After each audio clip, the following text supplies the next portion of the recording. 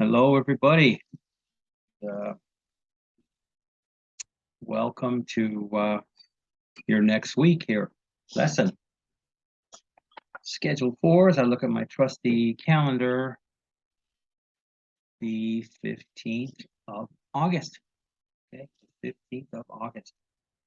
So hope everybody's doing well, getting through August. Remember, August is the hottest month in LA. So we're halfway through, and once we're done with that, then it starts getting a little cooler in September. Not a lot, but a little. Okay. So let me move on here. On to the material. Minimize myself.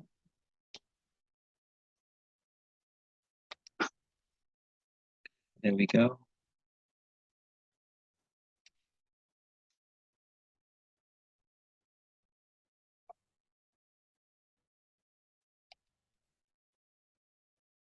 Slideshow from the beginning. Let me go get another paper.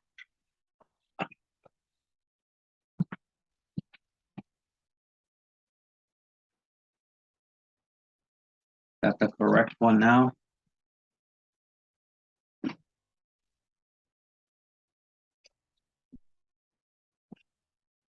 Right. So introduction to anthropology. As you can see there on the bottom, week 6. And our topic will be speaking and thinking culture. Okay. So hopefully you find this an interesting one. I did. Pretty basic and easy to understand. So without further ado, we can get into it. All right, speaking and thinking culture. Whatever our common biological and psychological nature, human beings must learn to be members of their particular societies.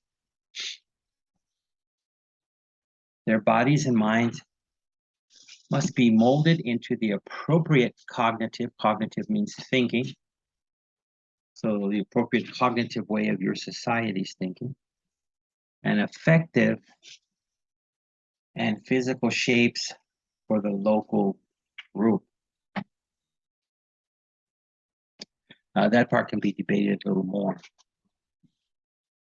Don't agree on all the points on that, but the other part is that your mind at least must be molded to try to succeed in whatever society you're in. If I lived in China, I would probably be best if I learned Chinese if I wanted to reach a certain successful level. I would get higher than if I just, hey, I insist on speaking English. Well, good luck in China.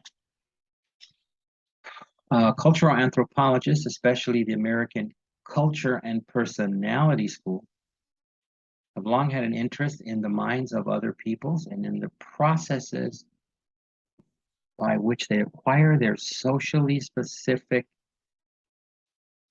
So you see that socially specific matches up with what we said earlier. Patterns of speaking, feeling, and thinking. Even psychological phenomena or things that happen, such as emotions, which are often assumed to be either too biological or too spiritual for scientific study, have proven to be culturally constructed or built, and thus culturally relative, or meaning important. Okay.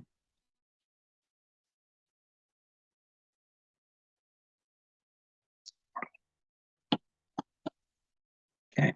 Naturally, much of enculturation, which means getting culturized, and the acquisition of mental and emotional habits take place through language. It's a good point there. Remember this. Much of enculturation and acquisition, or the taking of mental and emotional habits, or acquiring, take place through language. They're learned through language. In its strongest form, anthropologists and linguists may contend that the language we speak shapes our very experience of reality. That being said, because of language, and I've always told my students this, when you learn another language, it's not just a language, it's a way of thinking.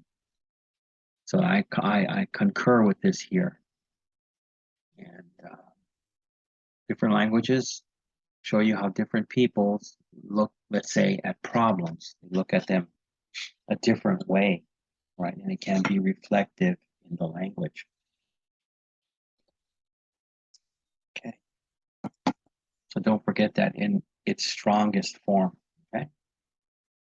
Even in a weaker version, language is not only a medium or a path or way through which we express ourselves, but also a resource and practice through which we construct ourselves and who we are, right? It is an integral part of social interaction indeed. It is a physical action itself, done with our vocal parts and almost always accompanied by bodily gestures and communicative symbolic objects in spaces. I'll tell you a funny little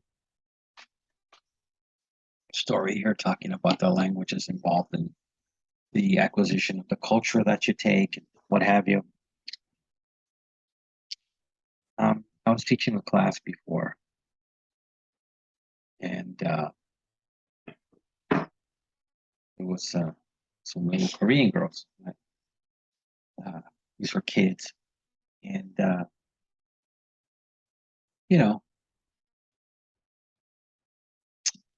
they had a habit when we would do something, and let's say one of the students was doing it, other students might yell at the student and say, "Balihe," which means more or less, "Hurry it up, buddy." And I try to tell them, we don't do that here in the United States. Just give the person their time. Don't make them nervous. And they will, write the answer in their due time. So they stopped doing that for a while. And then even we were playing a game one time, and it was one girl's turn, and she didn't answer right away. And sure enough, I hadn't done it for a long time, but one of my screen girls, "Body head."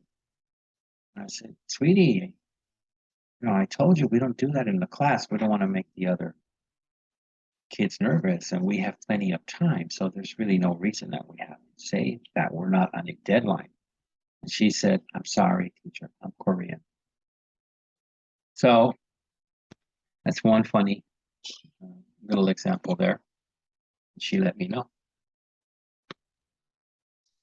Okay. So continuing here in the middle,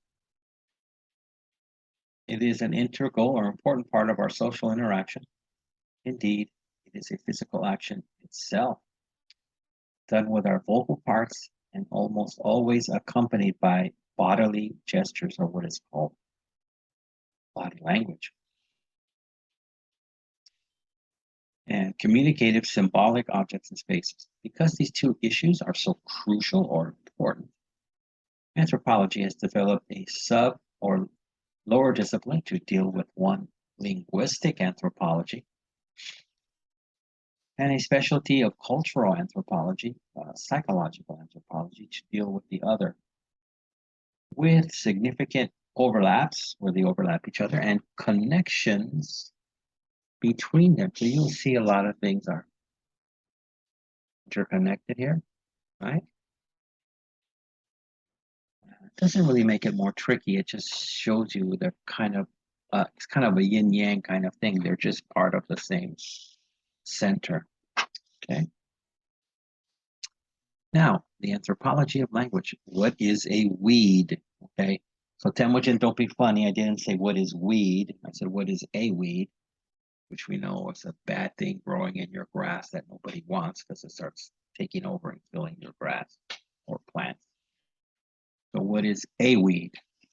Can you define it without reference to human ideas or interests? After all, there is no anatomical, which means like physical body feature, that all weeds share, right? They all do not look exactly the same. They can look very different from each other, but they still are weeds. A weed is useless and undesirable plant. Useless and undesirable to humans, that is. Ah, okay. However, we suddenly found a use, say edible, like, oh, weeds are delicious, or medicinal. Oh, it took care of my, who knows, well, we'll be brave. Took care of my cancer, right? For a former weed, it would cease or stop being a weed and now become food, medicine, most likely a crop. Yes, they would start building crops of these. Okay. Because like I said, in a fantasy, let's say the ground up powder of weeds would, cure cancer. And a weed in one society might not be a weed in another. The same is true of words like food. There are many edible things like insects that are not food for average Americans.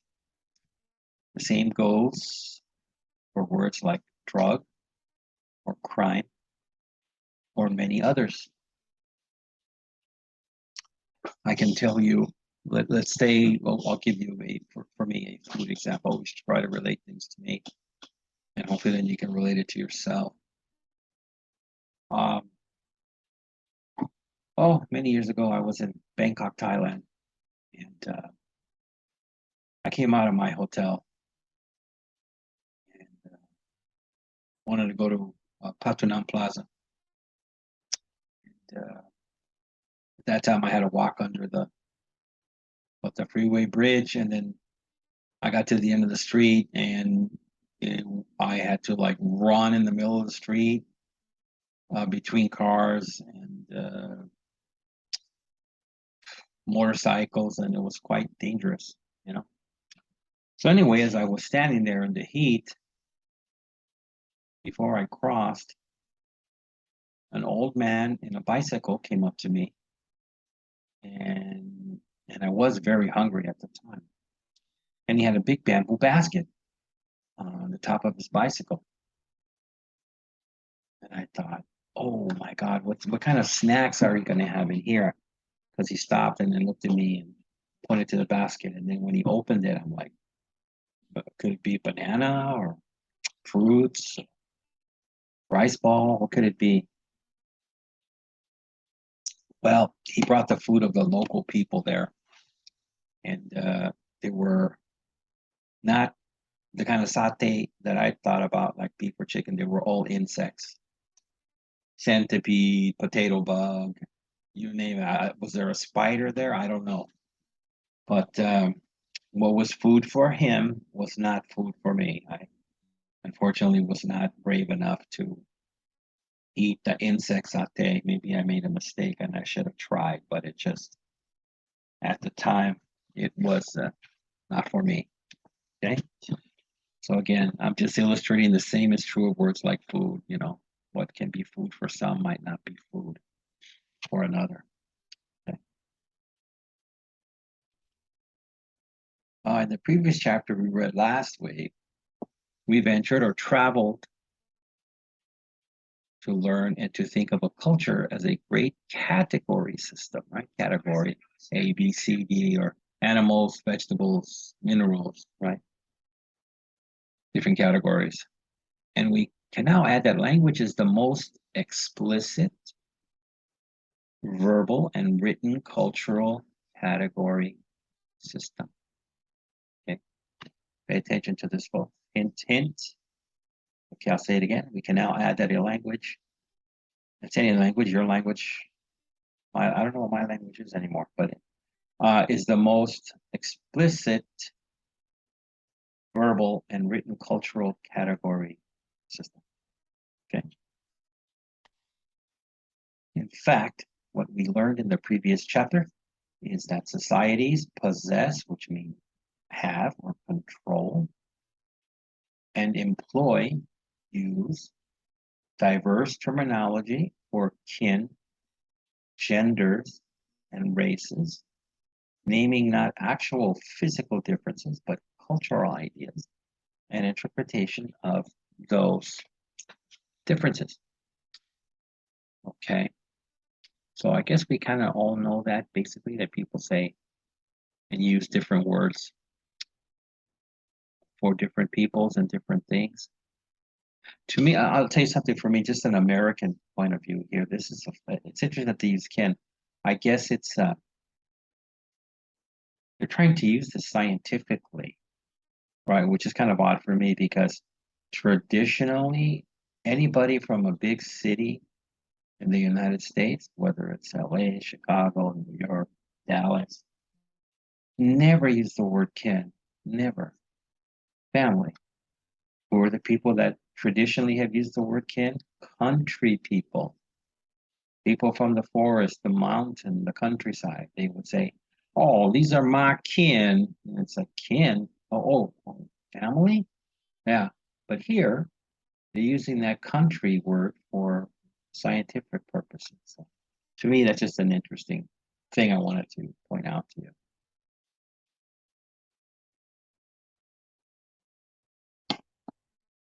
Okay, so we're here in the middle.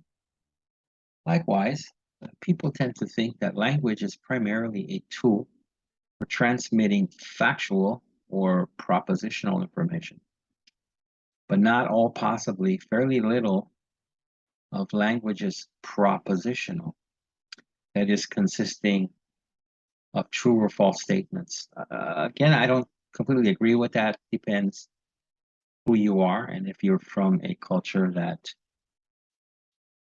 asks a lot of questions, right?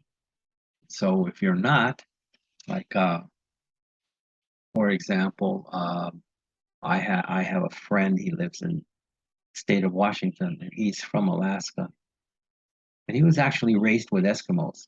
And in their culture, first of all, you're not supposed to raise your voice, so nobody goes around screaming and yelling at other people. And then second, it's not looked upon very favorably to ask a lot of questions. It's better to stay quiet, especially if you're younger. So again, I can kind of disagree with some of these points because it depends where you're from. Now, if you're some kid from New York, that's a different situation where you're going to ask a lot of questions, probably raise your voice a lot. So again, different areas have different kinds of cultural ways of living. So humans do many things with words other than exchange information, such as giving commands. Giving commands. Shut up. Do it now. Temujin, put the beer down. Right. Telling jokes. Some cultures they tell a lot of jokes. They speak to you, and within the 15 minutes that they spoke to you, they told you like 5 jokes. So it depends. And then evoking or bringing forth emotional reactions. Some languages and cultures are emotional for whatever reason there is. And they want you to have these emotional reactions, right? And then encouraging or manipulating, which means kind of like using behavior, and then lying. Lying to try to find out information.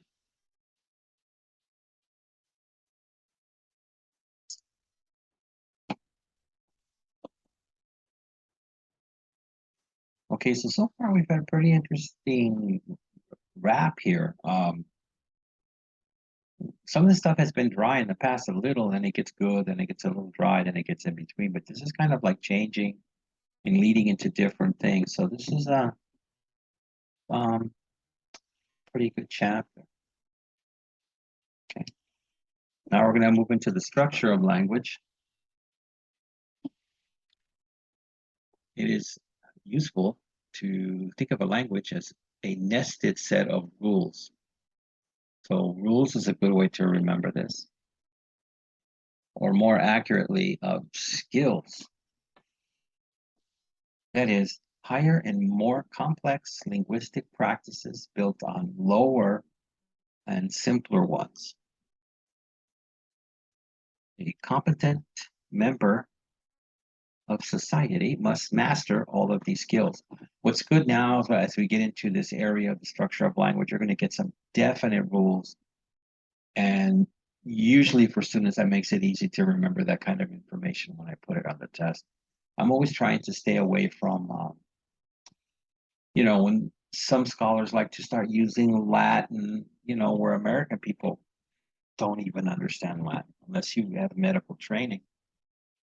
So, let alone for you guys, I want to wipe that out of there, or a lot of slang that's specific to the, cultural anthropology. So I try to get you guys in the basics and know what's important and not what we call sometimes when people write to sound important.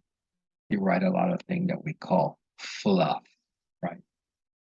Which really isn't, that important. It might give you a example of, well, the Kokonitsa tribe in lower, Skynekia, and you're like, oh, Kokonik, Ban what? And then they wore yellow on their toenails. And, I'm not going to ask you that question on the test. So, and it's not important for you to remember the main points of what we're studying here, right? But a lot of them, like a lot of authors, like to throw that stuff around a lot. So I try to keep that away from you guys here. Okay. Again, donations can be sent to my email. Okay. So the first and most basic level of linguistic competence or ability is sound, which is studied in the group of phonology. Phonology is the study of sound. Every language contains a set of sounds, and the different languages include or exclude different sounds. There are also rules or standards for which sounds are common, how sounds may be combined, for example, whether they can be clustered or brought together in a group or not, like the English combination STR. And how sounds are used, for example, where in a word the sound can appear, so it can appear in a few different areas. As an example of the latter, the English sound ng, as in sing, never occurs at the beginning of a word. So here we go, we're going to kind of get into these strange examples. Older Walpidi, so if you ask me, hey, who are the Walpidi? I wouldn't know. Contains many words that start with ng, such as ngapa, water, or negarni, to eat. Kung, or Ju Honsi, African bush. Again, I don't know which tribe that is. I have to learn just like you. Language includes several types of clicks, and Arabic has a variety of sounds that require aspiration, or the extended outerward breathing, or pushing and shutting off airflow through the throat to make the sounds. Or it's kind of like, I was in college and they said, are you going to take any French? French was very popular at the time. And American people usually say no, because if you want to be able to sound really good and professional in the French language, you have to sound like you have a really bad cold. You have a bad chest cold, so you're that's how it sounds to American people, right? Unfortunately, obviously doesn't sound that way to French people.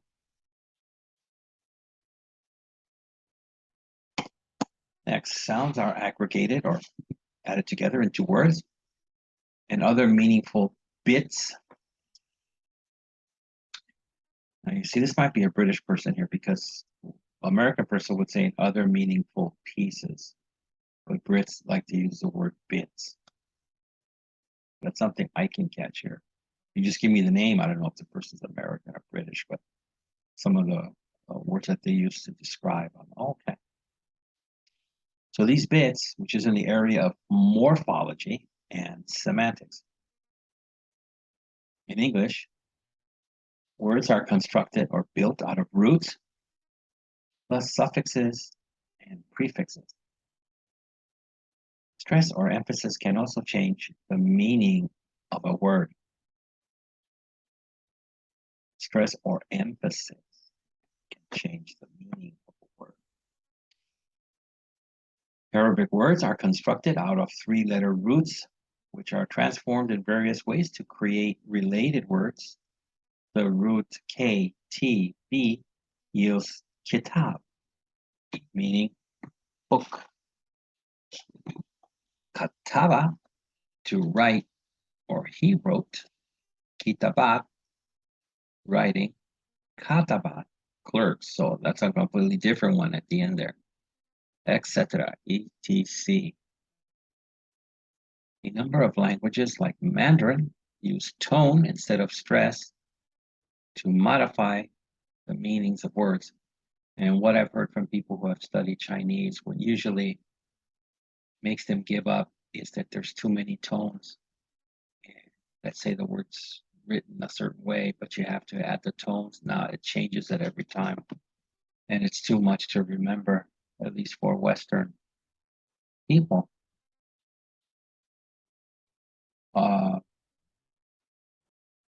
Likewise, in Spanish, most American people quit Spanish because the verbs change all the time. And in English, the verb rarely changes, maybe third person. So I'll give an example.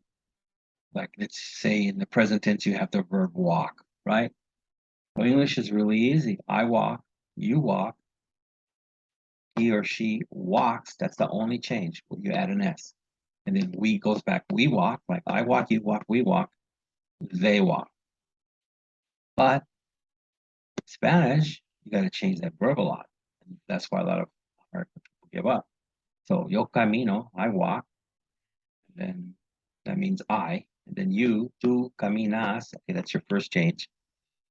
And then he or she, él or ella, camina, that's your third change. And then we walk, nosotros caminamos, that's your fourth change. And then they walk, and you would say ellos caminan, that's your fifth change. So American people say, the hell with this, I don't want to have to change my verb all the time. It's too much to remember, right? So similar to the Chinese method of tones. So Mandarin has 4 tones: flat tone, rising, going up, falling tone, or descending, and rising then falling, up and down. A syllable like ma can mean 4 entirely different things depending how it is toned or intoned, sorry. Mother is a flat tone. Hemp is a rising tone. Scold is a falling tone, or horse is falling then rising. So you ever study Chinese martial arts, you always learn the first horse stance or ma stance, right? Mimicking the horse. That's the only way I've heard ma. I don't speak Chinese, so I've not heard the other ways of using it to call hemp. Hemp is what makes marijuana. Okay, the words of language need not be verbal. This is true. On La Gomera in the Canary Islands, which if you don't know is owned by Spain, people communicate across deep valleys using whistling sounds or silbo. So I know in Spanish, silbar means to whistle. So people make these whistling sounds to communicate. These are not mere noises to attract attention, but have grammatical form such that a person can whistle a word or a sentence. That is very interesting. How the heck are they going to do that? But I guess they can understand that. Combining words into sentences is the province or domain of grammar or syntax. So just to, again, give you a heads up here. You see this like, it sounds a little strange. What do you, it's kind of, is this out of context? Combining words into sentences is the province of grammar or syntax. What? What's the author trying to say here? Well, I'll tell you how I'm going to use it. This is like the third or fourth one, so I might ask you one and I'll say, I could ask it two different ways. I could say, the combining of words into sentences is the province of what? That would be the shorter way for you. Then you can say, oh, that's a province of grammar or syntax. Or I could say, describe the grammar of grammar or syntax.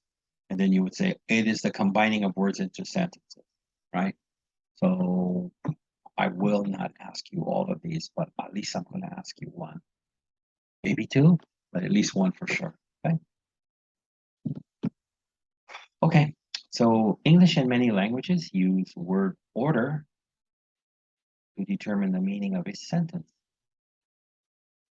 Languages like Wahidi do not depend, it's an African language, on word order. Instead, words are marked with suffixes to indicate their role in a sentence, whatever their placement. Spanish does not require that pronouns be included since verbs convey all the necessary information. Here we go again. Te meaning you, and then amo means I love, so I love you. And Italian is ti amo. I think Italian is the closest language to Spanish, more close than French, and maybe even Portuguese.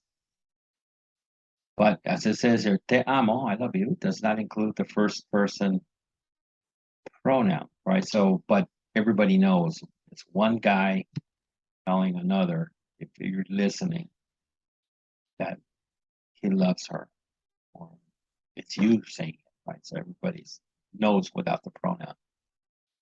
More interesting is the kind of information that can or must be encoded or built into the grammar of a sentence, such as person, the grammatical category that refers to who is speaking, gender, whether words are masculine, feminine, or in some cases, such as German neuter.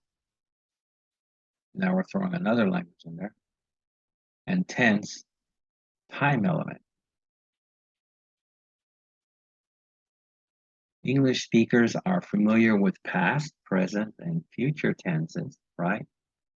Past, I went to the store. Present, I go to the store. In future, I will go to the store.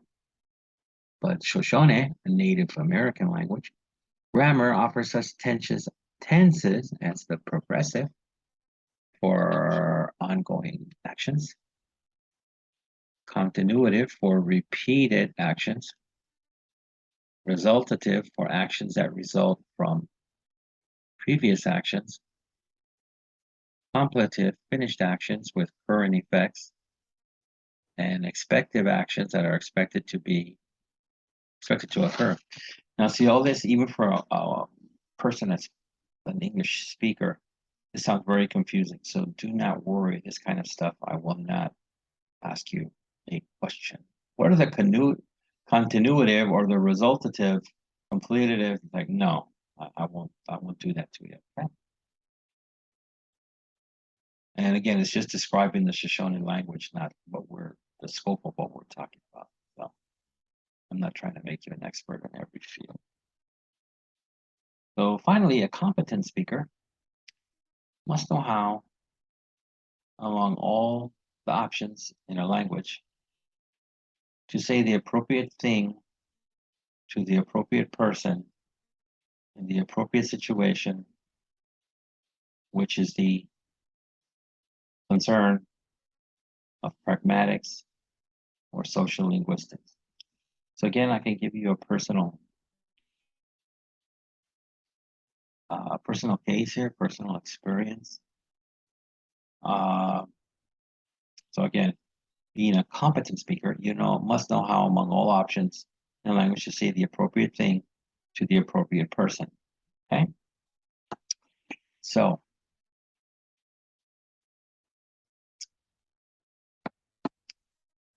language, or I'm sorry, English language, does not have a respect form in the verbal usage. There's no respect form. So you say, what does that mean? Okay.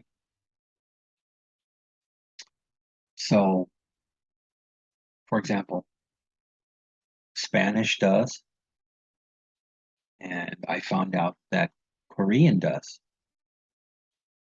Okay. So, let me further explain here. For example, like for people who speak Spanish, and I had a friend that would always do this. So when he did this, the people that he spoke to, these older folks, knew right away his Spanish was not very good because he did not understand the respect form. And thus, by speaking to them in the familiar form, disrespected them. So, for example, um, when you speak to someone your own age, you say, ¿Cómo estás? How are you? And that's with an S. Now, if you speak to someone that's older or in a higher position than you, you're supposed to have a respect for him. And you say, ¿Cómo está usted? You never use the S. So you'd always, see somebody that's somebody's father or grandfather or grandmother and say, hey, ¿Cómo estás, man? And they're like, hey, hey, young guy, what are you speaking to me like that for? That's terrible. How dare you? But they realize he doesn't know the correct way of speaking, as we say here, the appropriate thing to the appropriate person. And if in English, you don't have that. It's just, hello, you, how are you? There is no, verbal form that changes for respect. It doesn't. You can use titles, yes, sir, but it's not, your grammar's not changing. So I found out Korean does too, right? Like if I'm uh, talking to a buddy or someone around my age, I can say 괜찮아, which means, are you okay? But I better not say that to someone that is older. I should say 괜찮으세요, right? So it's same thing in Spanish. The two languages have respect forms, and that's what they're trying to say here. You got to know what you're doing and who you're speaking to. Make sure it's the correct way. Right? All right. So again, this is the concern of pragmatics in social linguistics, and pragmatics are people that look for the common sense, pragmatic approach of things. The particular words, grammar, and other style choices convey not only factual information,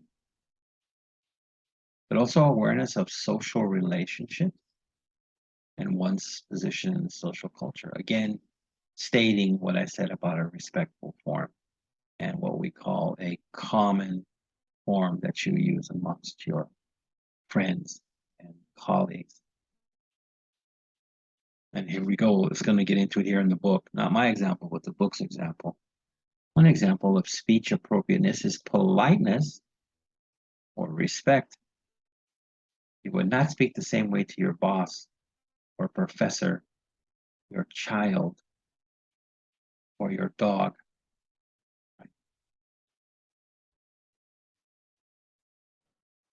I don't know now. Culture has changed.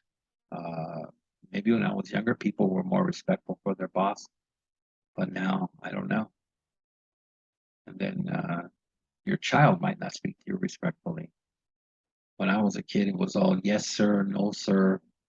Uh, Kids would never say curse words, or mom would put soap in their mouth and wash the dirty words out of their mouth.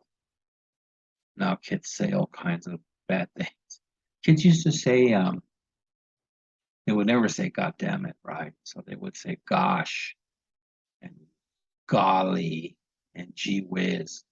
And I cannot tell you the last time I've heard an American kid say that, maybe 30 years ago, right? Too bad, kind of sad. And your dog, well, I think two people speak to their dogs much more respectfully now. Give them these strange names when I was a kid. The dog is like Flip and Spot because it was a white dog with a spot on its forehead. And now it's like these.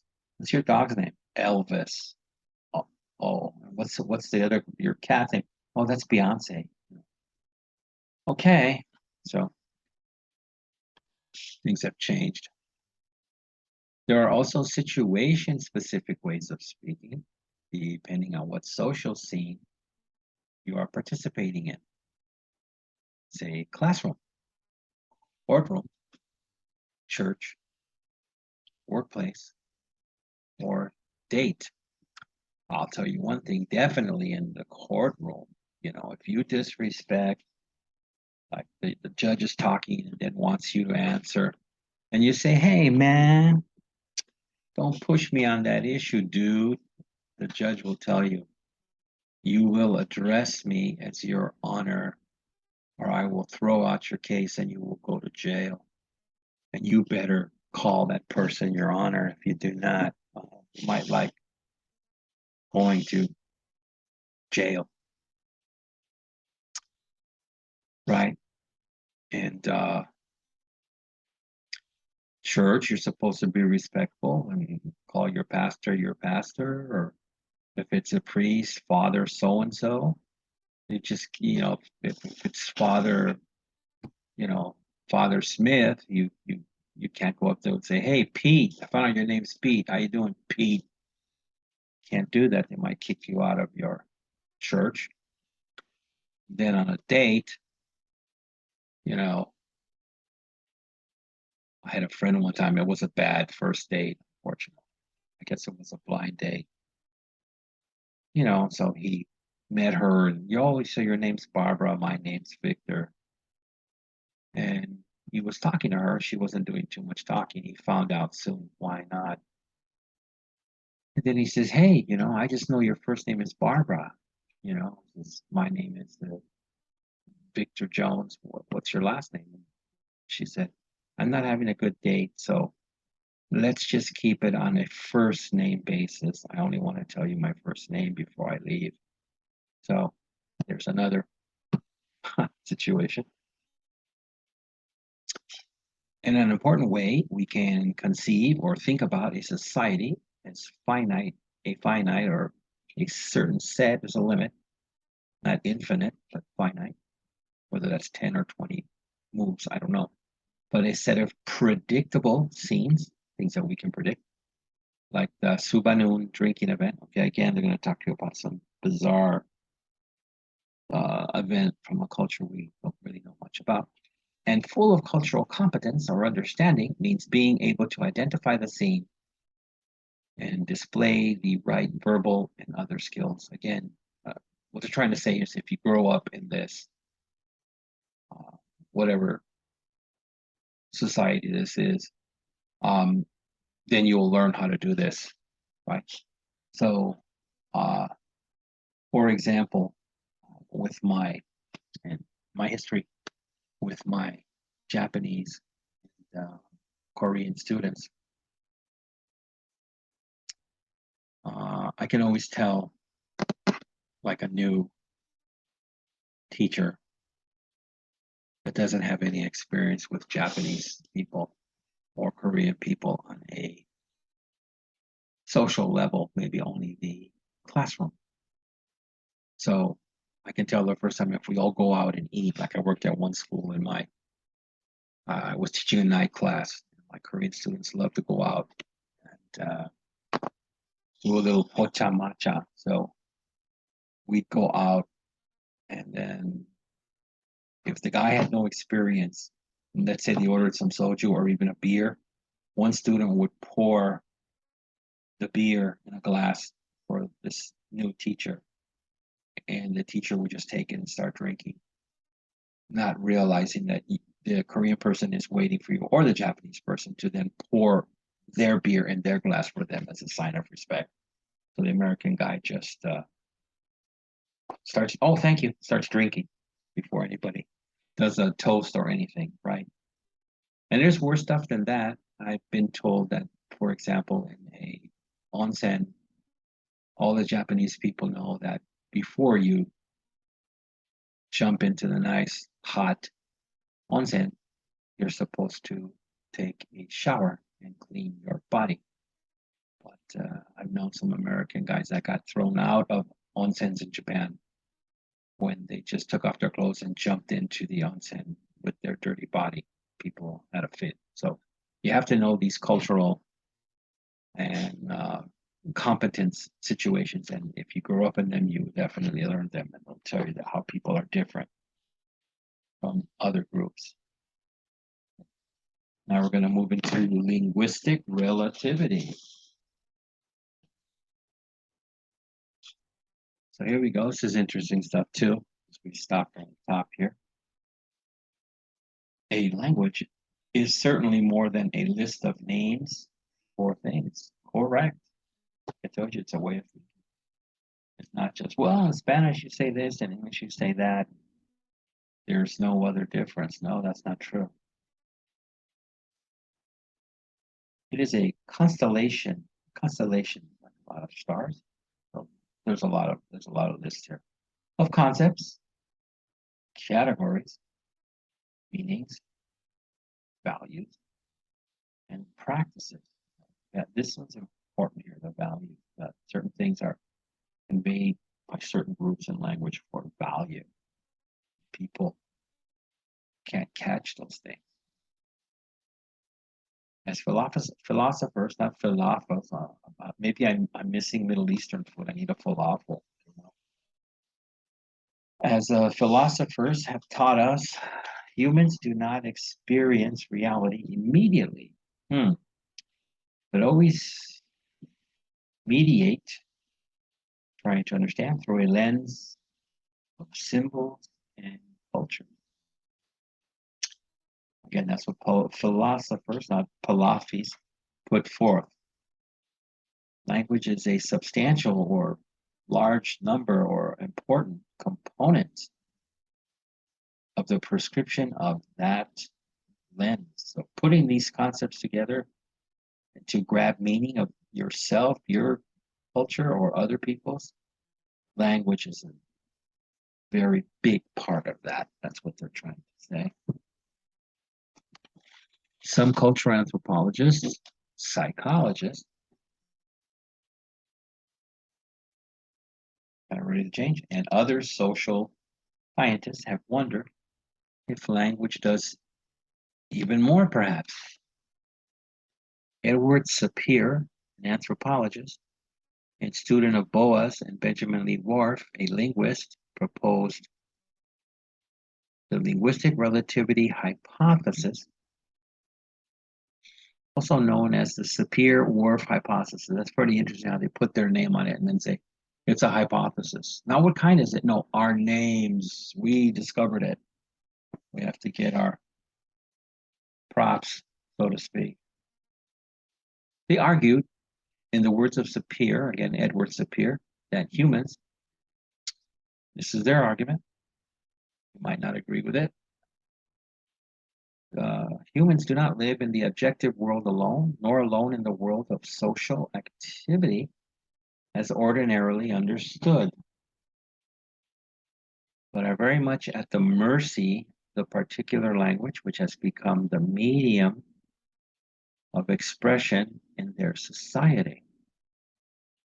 The fact of the matter is that real world, or the real world, is to a large extent unconsciously built upon the language habits of the group. I tend to disagree with this a little bit, you know? I want to know why? Because I think people are more trapped by cultural thinking than actual language. And why do I say that? Because English is like a world language because most places have to acquire some basis of English for learning, like technology, medical terms, and inventions and things like that. So English is constantly getting in any language all over the world, from French to Korean to, you name it. So my feeling is that once you do that, then you can't just say, like, say someone is just stuck by their own language, whether, like I said, let's say it's just Korean, because in many instances, to express something, they now have to put English into it, and that changes it. So I feel people are more confined by their uh, cultural, not pertinent to language, but what they learn culturally. So I'm always reminded of, I had a friend of mine tell me that there was some famous Korean airline that uh, suffered some kind of engine damage or something, and it was possibly going down. And they radioed the tower for help, what to do, please guide us. And I don't know, there was a delay, and the high level person they were supposed to get. Now, what happens in that situation in the United States is that you might call the tower and ask for help and say, I need you to help me land this plane, or what am I supposed to do? Otherwise, we're going to crash and die. If there's a breakdown in communication for whatever reason, then it's taken upon the pilot to then try to save it on his own terms, or if it's a lady, her terms as a pilot, and their understanding to save the people. But in this situation, because maybe it was a general or who knows what, but a high level person in the tower did not, or was not able to reply to the pilot in a short amount of time, due to the cultural bringing up and structure, the pilot did not do anything, just waited, because did not want to be found out of order and disrespecting the culture. And the plane went down and everybody died. So that's why I say it, I think it's not that much into the language, but more into the cultural. Okay? But again, that's my opinion, and then Sapir's opinion, and then you can have your opinion. It's good to throw all these things around. Okay. So just how deeply language influences our experience, our thought and emotions, and our perception or understanding is a matter of some controversy. See, there's controversy. Not everybody agrees. Language likely directs our attention to some phenomena and away from others. If the Shoshone can and must encode actions that result from previous actions and finished actions with current effects in their grammar, they must take note of those differences. Likewise, languages that lack a term and a concept of, say, sin or nirvana do not and cannot fret. Fret is a term to mean worry. I don't know why the author put fret. It should just put worry. They can, do not, and cannot worry about them. Scholars have asked, on the other hand, whether languages that have only 3 or 4 names for colors can actually only see 3 or 4 colors. Now, that's a very good question. And that reminds me too, I don't know if you know it, but can you, well, if you were in person, I would let you guess, but can you guess which language has the most words for love? It has the biggest variety of words for love, more than English, more than any other language. Well, it's Greek. There's all kinds of philos, which is like brotherly love, all kinds of words for love.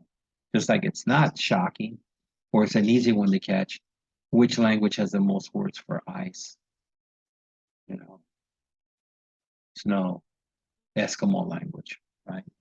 So again, they can have their categories. That's why they said, can they only see 3 or 4 colors? Now, let's say it was like, oh, we only have words for yellow, green, white, and red, right? It's like, well, do you not see black, or do you not see purple, or do you not see teal? Good question.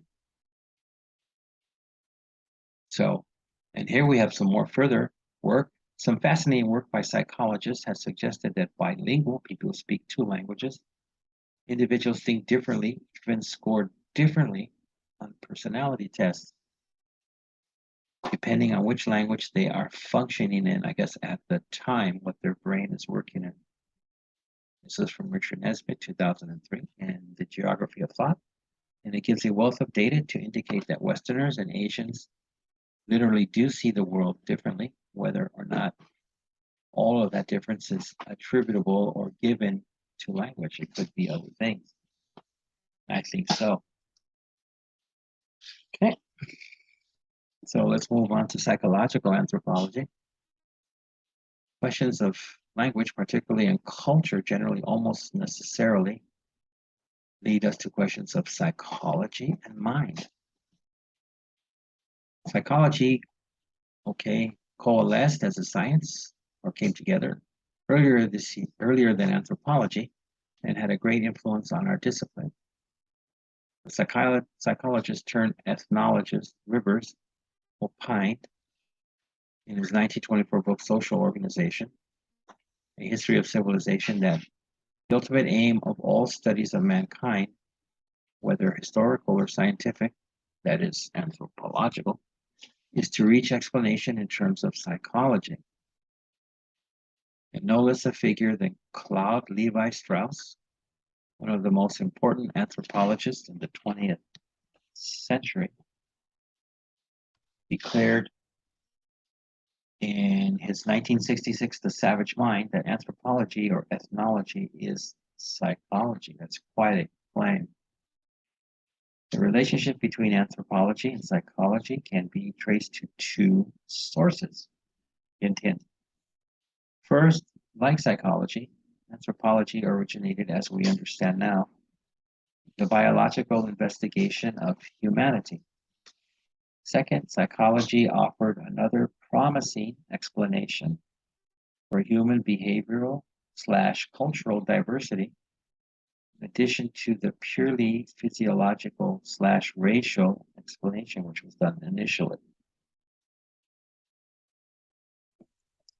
Recall or remember that psychologists like Wilhelm Wundt reckoned or thought that different societies and nations had their distinctive, oh, here we go, here's German, Völkerpsychologie. Okay, you don't have to remember that. A reasonable question to ask then was whether all humans shared the same mental, cognitive, which means thinking processes, or whether they were mentally different from us.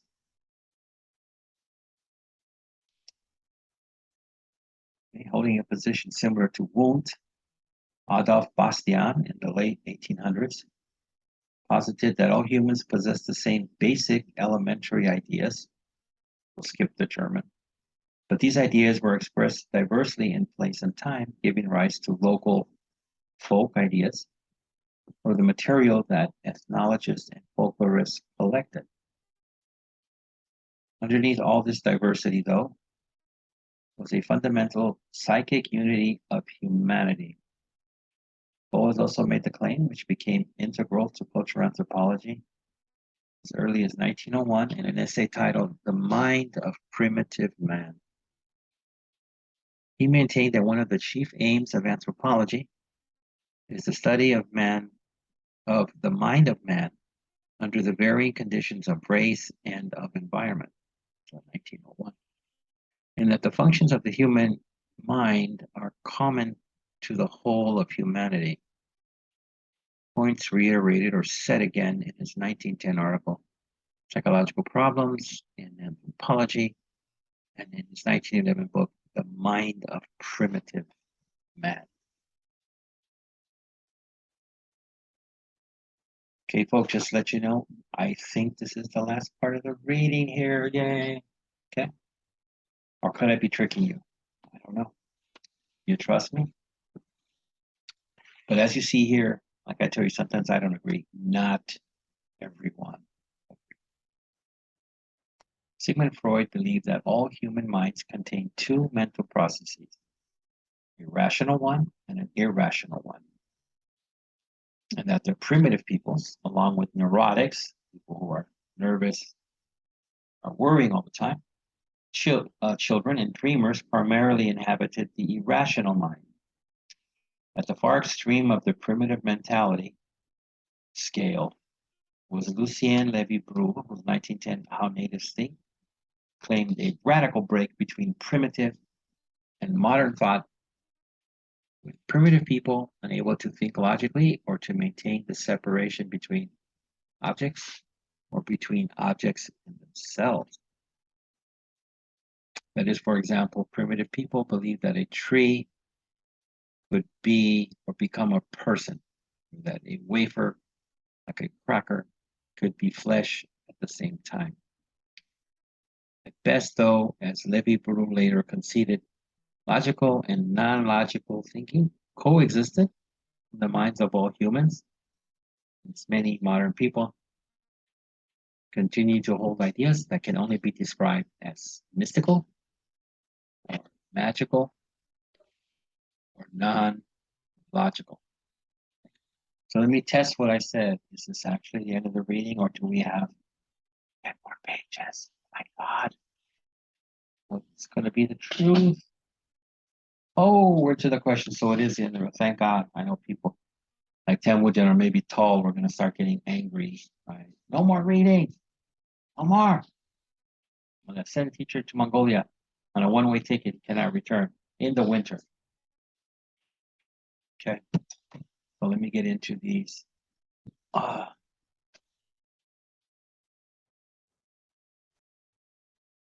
Questions. Uh-oh.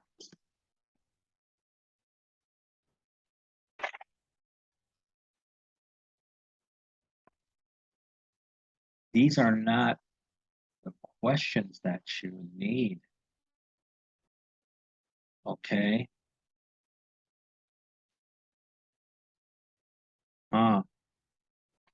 So you know what I'm going to have to do? This is from another class. So I'm going to wrap this up, and then I'm going to have to make the list of the correct questions. So you'll receive you receive the video and the material, and then I'll have you send a question page where it has the correct questions. Okay. So let me wrap this up because these are not what you need.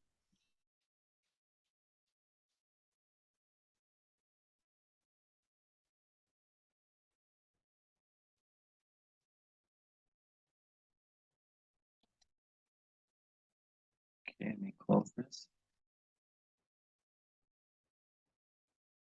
Share. There I am. Okay. So we're done for week 6. At least you have the material. Listen to it, read it, and I'll have to send you a second page with the correct 10 questions. Okay. So until then, take care. I'll be sending the questions soon. Thank you.